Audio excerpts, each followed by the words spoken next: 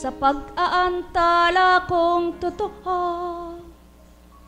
sa oras na binahagi ko, una't pangatlong araw, bakit pang-apat ay binago ng ganap? Upang aking sambitin ito, mga anak, ilang araw ba kayong nagbabata? Na tapat ang puso niyong naghihintay? Anong di niyo tatamasahit kakamtan? Nagalak na kalooban, kung ako man din ang sa inyo'y nasa kaloobang taglay.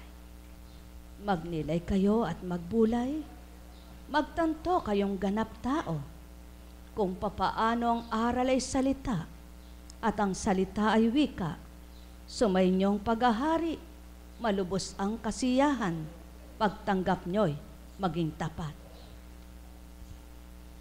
Yamang kayo'y naririto, mga minamahal ko, magnilay at magbulay kayo, magtantong tuwiran sa bawat aral ko, na kung mananamnam ng puso nyo, anong madarama, anong makakamtan, anong inyong tatamuhin? Anong silbi ng tubig kung marumi at mapait? Magagamit mo baga ito na panghugas at panlagok? Ano may dudulot sa inyo? Kaya't kailangan ay malinis. Anong silbi ng Espiritu kung masamang papasok sa inyo at mananahan ito sa buhay nyo? Anong idudulot? Anong magaganap kung dito mapapalitan tao? Aking inaaral, magnilay kayo at magbulay, pakatantuin nyo, mga tatanggapin nyo, na maghahari at mangunguna sa inyo, kung bilang kayo'y pagkatao. Ano baga ang layunin ng laman? Hindi ba't sanlibutan? Kung masamang espiritu, anong udyok sa inyo't ituturo nito? Kaya't anong marapat niyong panahanin? At sa katawan ay manahan, upang maging templong tahanan, lupa niyong katawan, na nagbula sa alabok, magbabalik sa alabok, katawang papanaw, ay tuwirang mabubulok.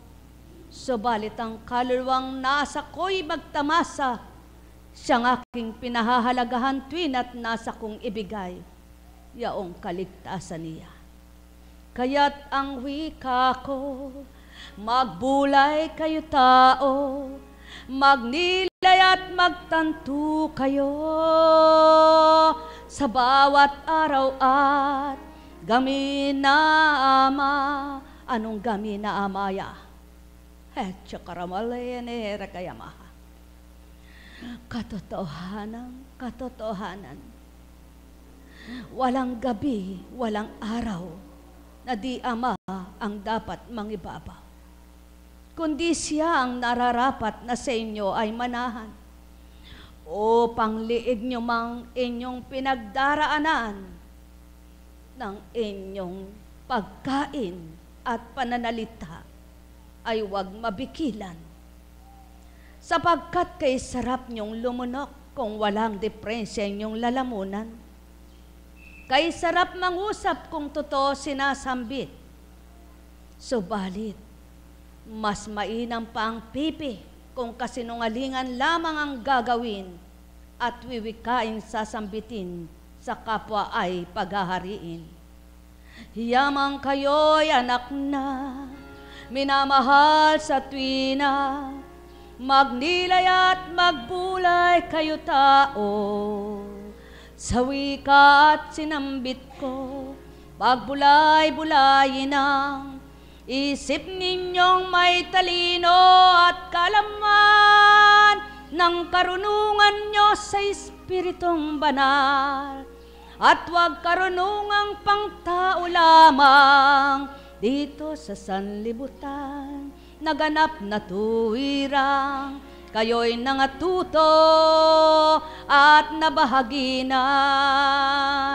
Huwag katalinuhan lamang na panglupang dapat manahan, upang masuri ninyo ang dapat nyong gagawin, ginagawa at tutop din. Upang masuri ninyo ang dapat nyong tanggapin at dapat sa inyo ay manahan. Upang manamnam ninyo ang dapat nyong kakainin kung makapagdudulot ng mainang. Upang makasuong kayo kung anong nararapat, natop din ninyo tutunguhang ganap. Upang makamta ninyo ang kalwalhatian at buhay na walang hanggan. Yamang kayo'y naririto, magbulay-bulay kayo, magtanto kayo sa wika ko. Pag nilayan nyo, yaong tinuran ko, na kung bilang tao'y paano sasambitin, at sa inyo'y gagawing ilahad at iaral, upang kayo ay pangusapan. Kailan nga ba naganap ang nanaigang tao at pagkataong pinanaig na natama sa mundo? Kailan nga ba nagliwanag ang taong baluktot ang katwiran? Kailan nga ba maitutuwid ang di nakikinig? Kailan nga ba mabubuksan ang taong sarudaw ng diwa? Kailangan mabuksan muna kayo nang kayo'y makaunawa. Kailangan makadama muna kayo nang maramdaman niyo ang pag-ibig ko. Kailangan marinig niyo muna ang katotohanan nang maunawaan ang isipan. Kailangan kayo'y mga gising kung kayo'y nahihimbing sa katotohanan. Kaya nga't maliwanag ang wika, Ephata, mga buksan kayo tao, kung papaano ang layo nyo, siyang minimithi ninyo, kung anong minimithi nyo, siyang ginagawa ninyo, kung anong ginagawa nyo, siyang gusto ninyo, kung anong gusto nyo, di ko gusto ito. Sapagkat kung pang sanlibutan lamang ang layo nyo, di ko ninanasang manahan ito sa inyo, sapagkat ang layon at nasa ko, manaig ang sa Ama, maghari ang sa Kanya, yamang pinakikilala ko, noon pa man sa mga ninuno nyo. Ganang pagkatao'y di matutupad ito. Ganang katauhay di ulit-ulitin ito. Ganang pagkatao'y di mimithin ito. Ganang di nyo nasilayan, naway madaman nyo. Yamang kayo ay totoo, kung sa puso nyo'y Ama ang siyang tinanggap nyo.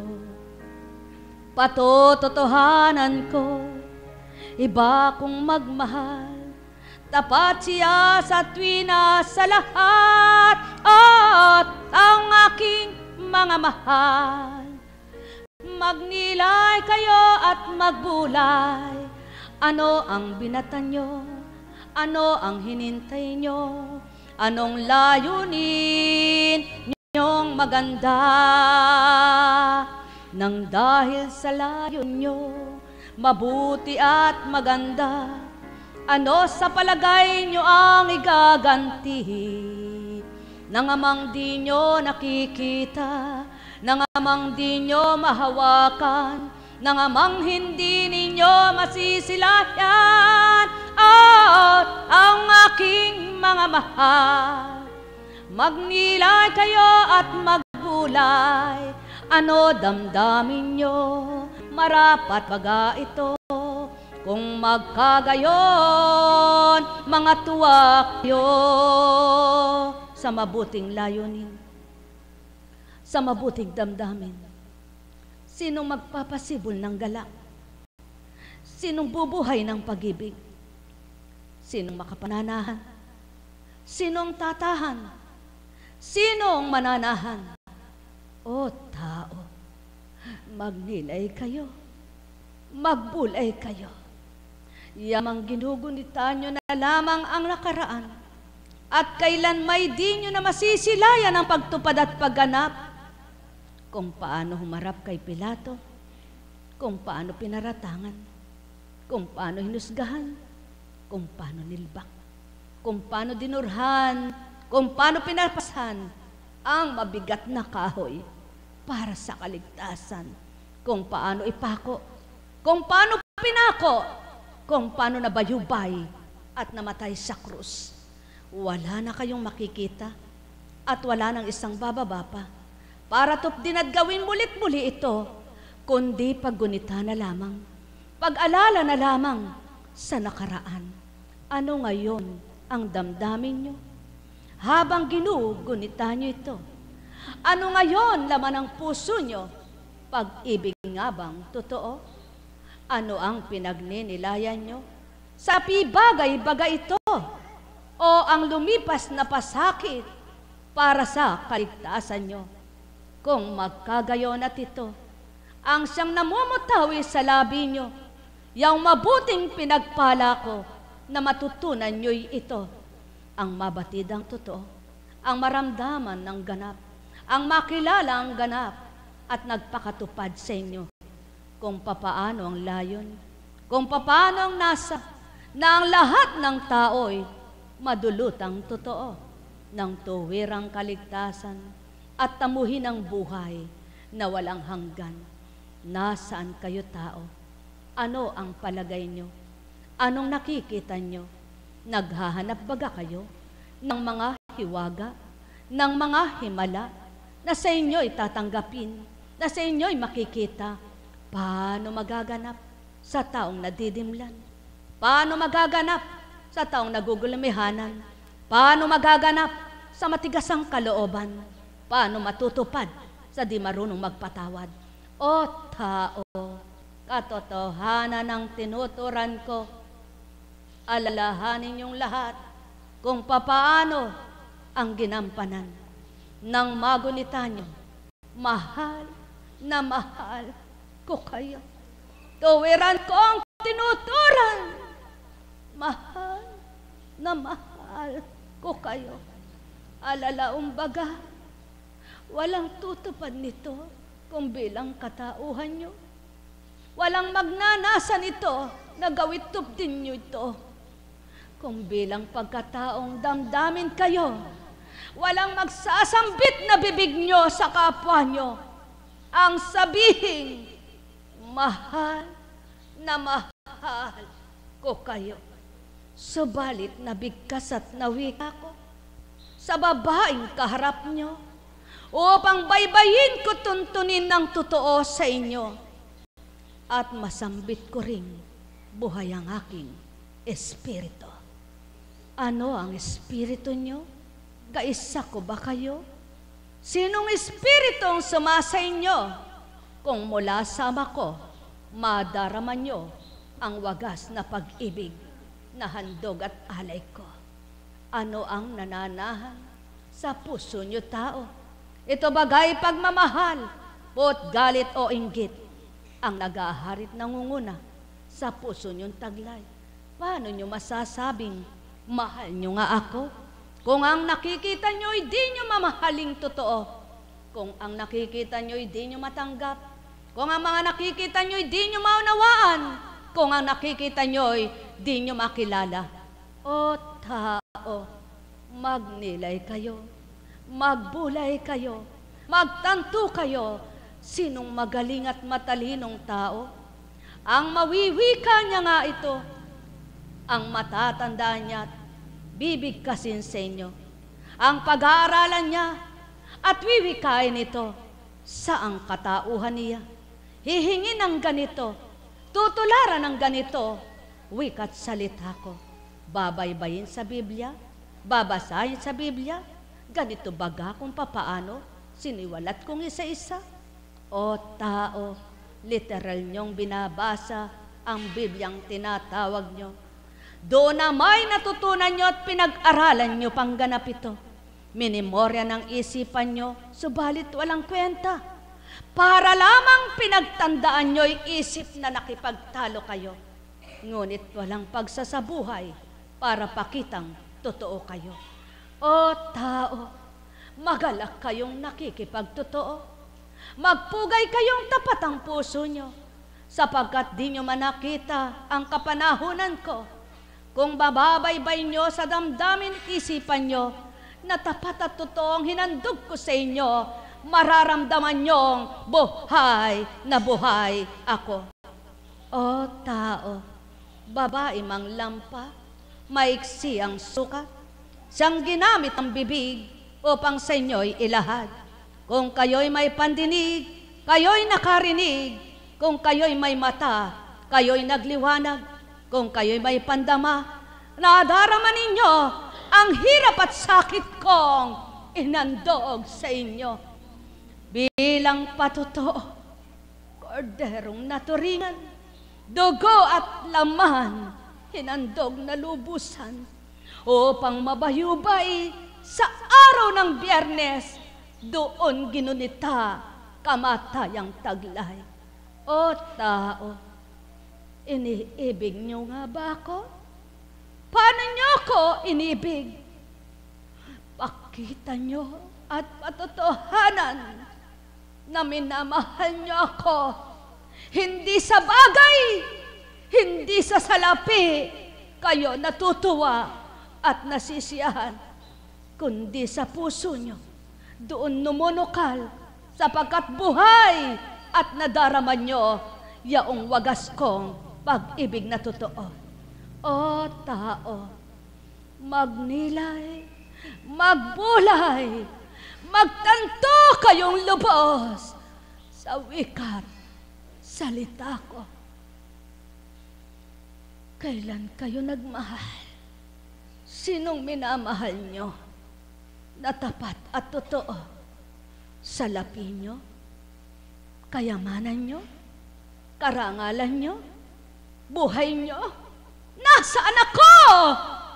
Nasaan ako? O tao, magnilay kayo, magbulay kayo. Sinong mahal nyo? Ang asawa nyo? Ang anak nyo? Ang kapatid nyo? Ang ina nyo? Paano nyo bagang minahal ang ama nyo? Paano nyo minamahal ang tunay nyong magulang? Paano nyo ginagalang? Oh, tao, natipon kayo sa dakong ito. Hindi ganang kalooban ni Constancia. Hindi ganang katauhan niya. Sapagkat kung siya lamang, anong kakayahan niya? Sapagkat kung siya lamang, anong talino niya? Para wikain ko at siya'y magsabi sa inyo, kung magkagayon at tinatawag niyo kong Panginoon, sinong pinaghahari niyo? Ako nga ba? O sarili niyo? Ang may pandinig ay nakarinig. Ang may mata ay magliwanag.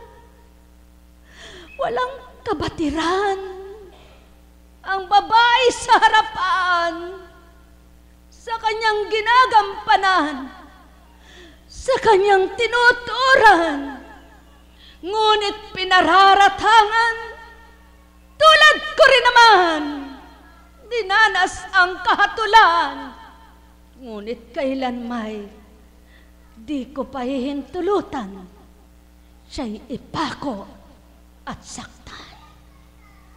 Tao, magnilay kayo, magbulay kayo, kung totoo kayo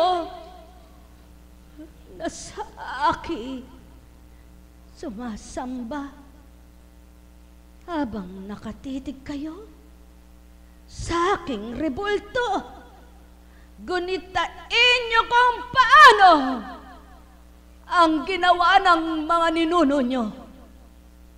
At ngayon tutularan nyo baga upang matulad kayo sa kanila.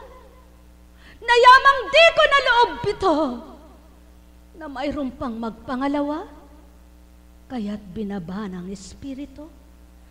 At maging kapanahonan nyo, magliwanag kayo tao, makadama kayong totoo, upang ang mga susunod pang panahon na mabuhay ang mga inaanak nyo at aanakin nyo pa naluluwal sa sinapupunan ng mga magsisilang ay huwag nang mapariwara at mapahamak panglubos. Mahal na mahal ko kayo. Tuwiran kong tinuturan, mahal na mahal ko kayo. Ano nga bang madarama nyo kung wala kayong pandama? Ano nga bagang maunawaan nyo kung wala kayong pangunawa? Subalit kawawa kayo at kahabag-habag. Masigit kayong kawawa at kahabag-habag sa babaeng itong pasakit ay sa tanaw nyo. Ngunit nararamdaman ay wala sapagkat hindi ko pinalalasap ang hirap. Sumayin nyo ang kapayapaan, pagarian kayo ng tuwiran, malubos ang sa inyo'y kasiyahan, o tao, na may pag-ibig na totoo. Subalit huwag magtaka kayo kung di masiyahan at ligaya'y wala. Yaw ng patutong tao'y nagugulmihanan, nalilitot di mapayapa. Nekarameneyahana, nekarameneyahana, nekarameneyahana. Magbunyi kayo, kayong mga puso nyo'y tapat na nadama, kinikilala, yaong Ama.